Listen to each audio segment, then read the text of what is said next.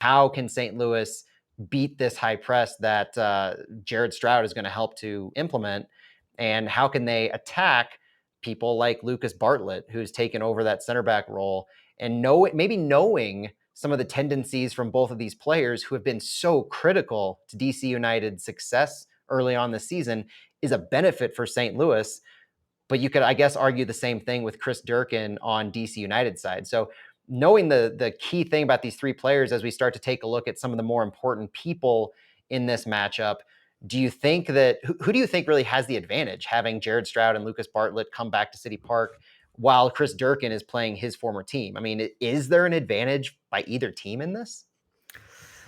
Maybe DC United has the advantage, and I actually, and I'm gonna tell you why. I asked Carnell during the press conference if like having Chris Darkin like was good for scouting DC United's players, and he said, well, it's a new coach, it's a new style.